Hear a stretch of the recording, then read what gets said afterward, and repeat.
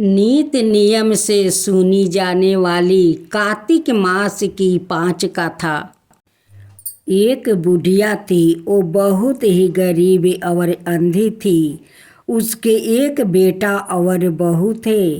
वो बुढ़िया सदाए गणेश जी की पूजा किया करती थी। एक दिन गणेश जी प्रकट होकर उस बुढ़िया से बोले, बुढ़िया माँ, तू जो चाहे सो मांग ले। बुढ़िया बोली, मुझसे तो मांगना नहीं आता है, कैसे और क्या मांगूं। तब गणेश जी बोले, अपने बहू बेटा से पूछ कर मांग ले।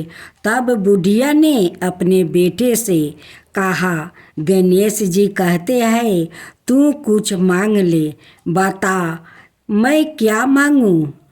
तो पुत्र ने कहा, माँ तू धन मांग ले। बहू से पूछा तो बहू ने कहा, नाती मांग लो। तब बुढ़िया ने सोचा कि यह तो अपने अपने मतलब की बात कह रहे हैं।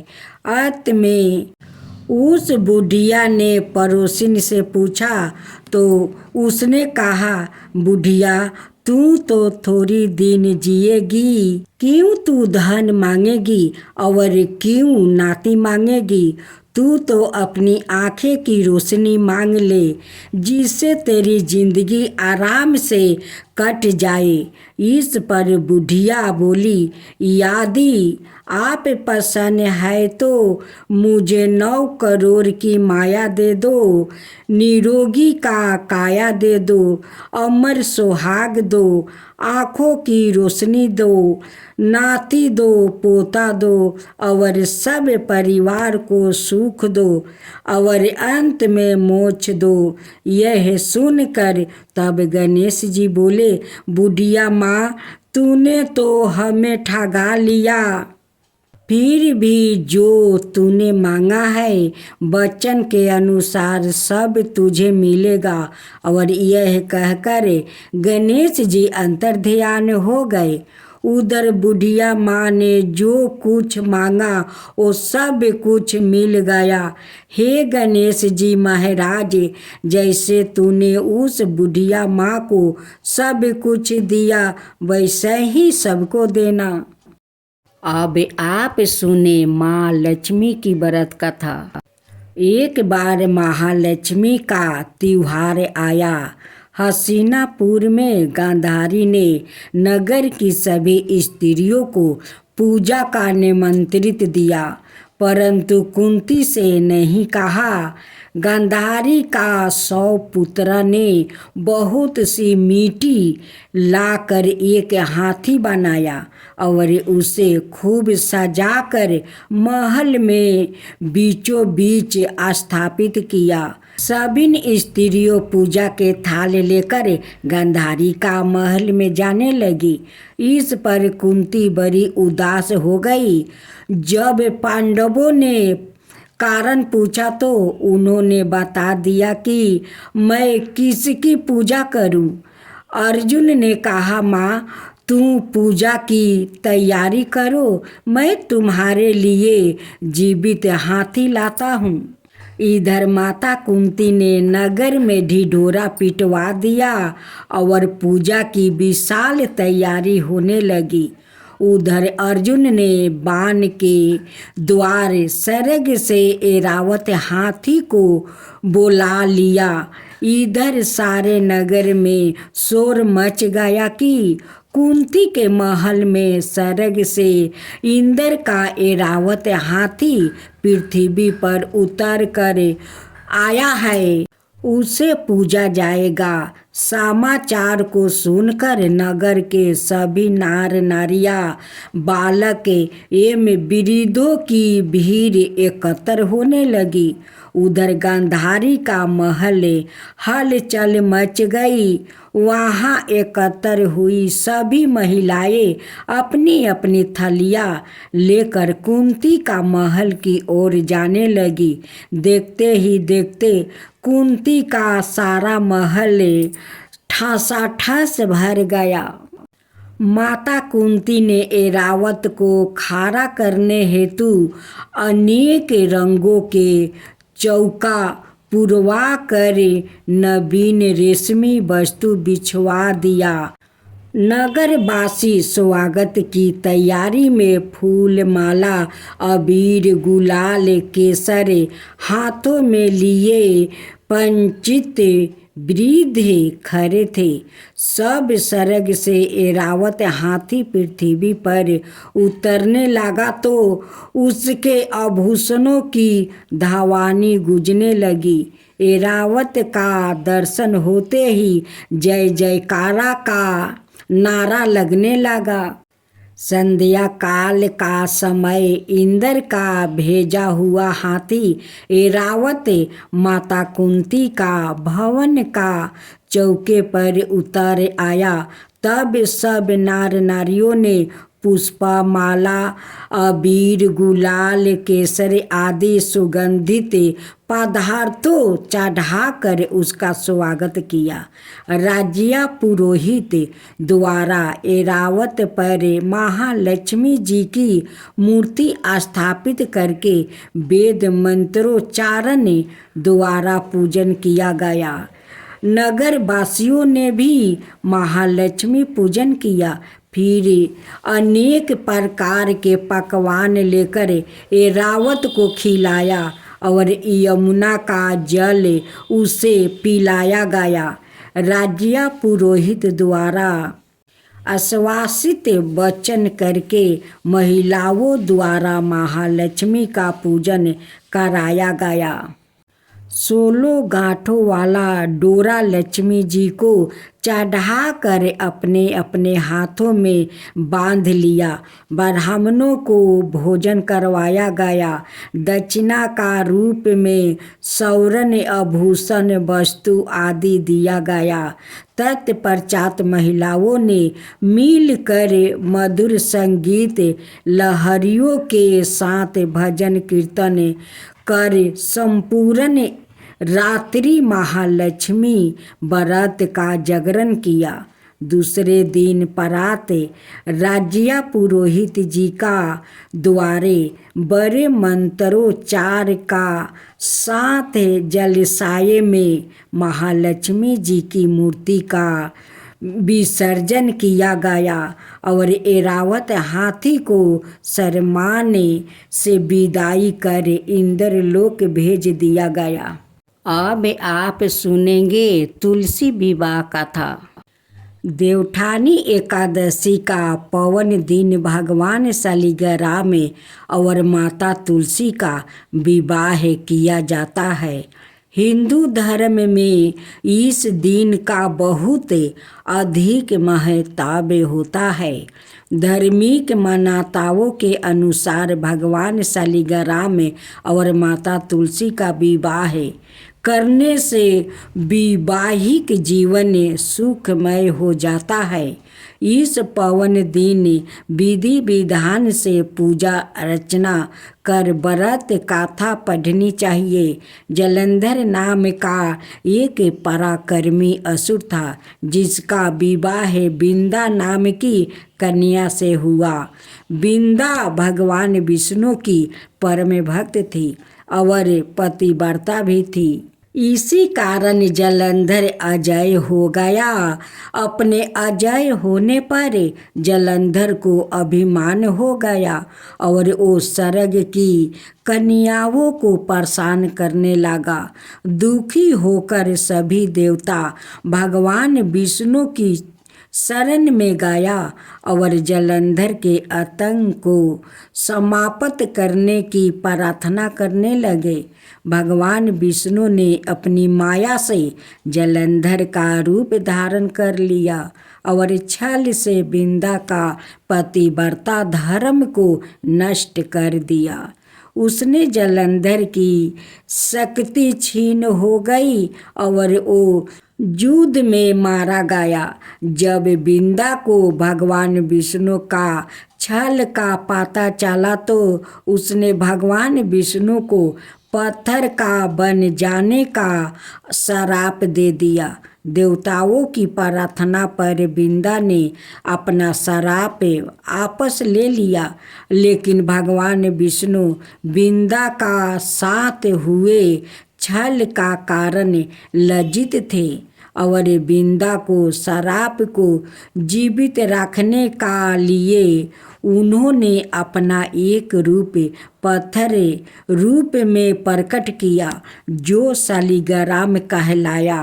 भगवान विष्णु को दिया श्राप वापस लेने का बाद बिंदा जलंधर का साथ सती हो गई। अब बिंदा का राख से तुलसी का पौधा निकला। बिंदा की मर्यादा और पवित्रता को बनाए रखने के लिए देवताओं ने भगवान विष्णु का शालिग्राम रूप का विवाह तुलसी से करवाया। इसी घटना को याद रखने के लिए प्रति वर्ष कार्तिक शुक्ल एकादशी यानी देव प्रबोधिनी एकादशी का दिन तुलसी का विवाह शालिग्राम का साथ करवाया जाता है। शालिग्राम पत्थर गंड की नदी से प्राप्ति होता है। भगवान विष्णु ने बिंदा से कहा कि तुम अगले जन्म में पंप तुलसी के रूप में प्रकट होगी और लक्ष्मी से भी अधिक मेरी प्रिया होगी। तुम्हारा स्थान मेरे शीश पर होगा। मैं तुम्हारे बिना भोजन ग्रहण नहीं करूँगा।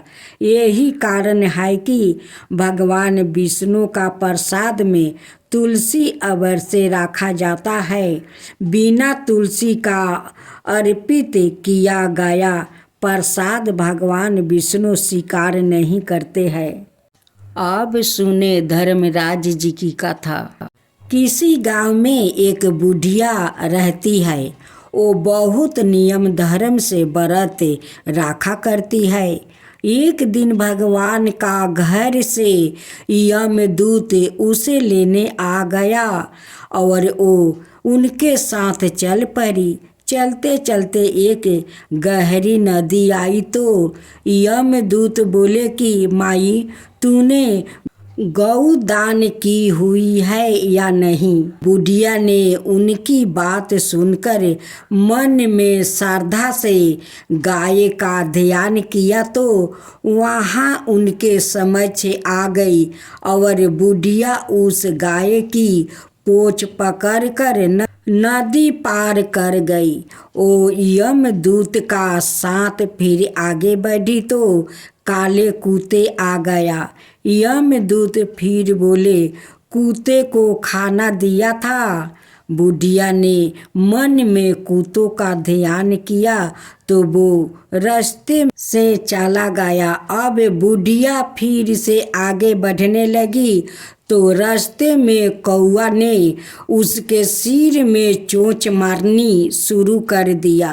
तो यमदूत बोले कि ब्राह्मण की बेटी के सिर में तेल लगाया था। बुढ़िया ने ब्राह्मण की बेटी का ध्यान किया तो कौए ने चोंच मारनी बंद कर दिया। कुछ आगे बढ़ने पर बुढ़िया का पैर में कांटे चुभने लगा तो यमदूत बोले कि खराऊं आदि दान की है। बुढ़िया ने उनका ध्यान किया तो खराऊं उसके पैरों में आ गई। बुढ़िया फिर आगे बढ़ी तो चित्रगुप्त जी ने यमराज से कहा कि आप किसे लेकर आए हो। यमराज जी बोले कि बुढ़िया ने दान पुण्य तो बहुत किया है लेकिन धर्मराज जी का कुछ नहीं किया, इसलिए आगे द्वार इसके लिए बंद है। सारी बात सुनने का बाद बुढ़िया बोली कि आप मुझे सिरे पे 7 दिन के लिए वापस धरती पर भेज दो। मैं धर्मराज जी का व्रत और उद्यापन करके वापस आ जाऊंगी। बुढ़िया माई वापस धरती पर अपने गांव आ गई और गांव वालों ने उसे भूतनी समझ कर अपने दरवाजे बंद कर लिया। वो जब अपने घर गई तो उसके बहू बेटे भी दरवाजे बंद करके बैठ गया। बुढ़िया ने कहा कि मैं भूतनी नहीं हूँ, मैं तो धर्मराज जी की आज्ञा से वापस धरती पर 7 दिन के लिए आया हूँ। इन 7 दिनों में मैं धर्मराज जी का व्रत और उद्यापन करूँगी, जिससे मुझे परलोक में जगह मिलेगी। बुढ़िया की बातों से अस्वस्थ होकर बहू बेटे उसके लिए पूजा की सारी सामग्री इकट्ठा करते हैं, लेकिन जब बुढ़िया कहानी कहती है तब वो हुंकार नहीं भरते, जिससे बुढ़िया फिर अपनी पड़ोसिन को कहानी सुनाती है और वो हुंकार भरती है। 7 दिन की पूजा व्रत वो उद्यापन के बाद धर्मराज जी बुढ़िया को लेने के लिए विमान भेजते हैं। स्वर्ग का विमान देख उसके बहू बेटों के साथ सारे गांव वालों भी स्वर्ग जाने को तैयार हो गया। बुढ़िया ने कहा कि तुम कहाँ तैयार हो रहे हो? मेरी कहानी तो केवल पड़ोसिन ने सुनी है, इसलिए वो ही साथ जाएगी। सारे गांव वालों बुढ़िया से धर्मराज की कहानी सुनने का आग्रह करते हैं। तब बुढ़िया उन्हें कहानी सुना देती है। कहानी सुनने के बाद सारे ग्रामवासी विमान में बैठकर स्वर्ग जाते हैं। तो धर्मराज जी कहते हैं, मैंने तो विमान केवल बुढ़िया को लाने के लिए भेजा था। बुढ़िया माई कहती है कि हे धर्मराज, मैंने जो भी पुण्य किया है उसमें से आधा भाग आप गांव वालों को दे दो। इस तरह से धर्मराज ने ग्रामवासियों को भी स्वर्ग में जगह दे दिया। हे धर्मराज महाराज, जैसे आपने बुढ़िया का साथ सभी गांव वालों को भी स्वर्ग में जगह दी, उसी तरह से हमें भी देना। कहानी सुनकर हुंकार भरने वालों को भी और कहानी कहने वालों को भी जगह देना। धर्मराज महाराज जी की जय। यमराज महाराज जी की जय। अब आप सुनेंगे लपसी तपसी की कथा। एक लपसी था, एक तपसी था। तपसी हमेशा भगवान की तपस्या में लीन रहता था। लपसी रोजाना 1.25 सेर की लपसी बनाकर भगवान का भोग लगाकर ही वो जिमाता था। एक दिन दोनों झगड़ा करने लगा।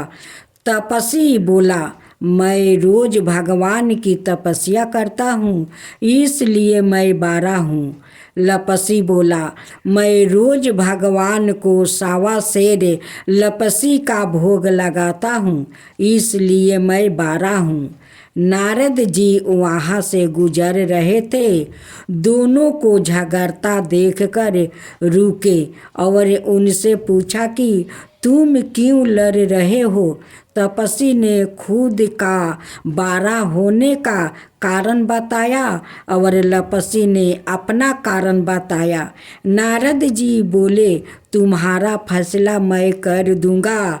दूसरे दिन लपसी और तपसी नहा कर अपनी रोज की भक्ति करने आए तो नारद जी ने छुप कर 1.25 करोड़ की एक अंगूठी उन दोनों के आगे रख दिया।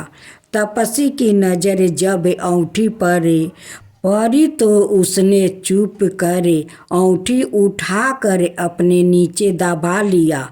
लपसी की नज़र औंठी पर पड़ी, लेकिन उसने ध्यान नहीं दिया। भगवान को भोग लगाकर लपसी खाने लगा। नारद जी सामने आए तो दोनों ने पूछा कि कौन बारा। तो नारद जी ने तपस्वी से खारा होने को कहा। वो खारा हुआ तो उसके नीचे दबी औंठी दिखाई पड़ी। नारद जी ने तपस्वी से कहा, तपस्या करने के बाद भी तुम्हारी चोरी करने की आदत नहीं गई, इसलिए लपसी बारा है। तुम्हें तुम्हारी तपस्या का कोई फल भी नहीं मिलेगा। तपस्वी शर्मिंदा होकर माफ़ी मांगने लगा। उसने नारद जी से पूछा, मुझे मेरी तपस्या का फल कैसे मिलेगा? नारद जी ने कहा, यदि कोई गाय और कुत्ते की रोटी नहीं बनाएगा तो फल तुझे मिलेगा। यदि कोई ब्राह्मण को जिमा कर दक्षिणा नहीं देगा तो फल तुझे मिलेगा। यदि कोई साड़ी के ब्लाउज नहीं देगा तो फल तुझे मिलेगा। यदि कोई दिए से दिया जलाएगा तो फल तुझे मिलेगा। यदि कोई सारी कहानी सुने लेकिन तुम्हारी कहानी नहीं सुने तो फल तुझे मिलेगा। उसी दिन से हर व्रत कथा कहानी के साथ लपसी और तपस्वी की कहानी भी सुनी और कही जाती है।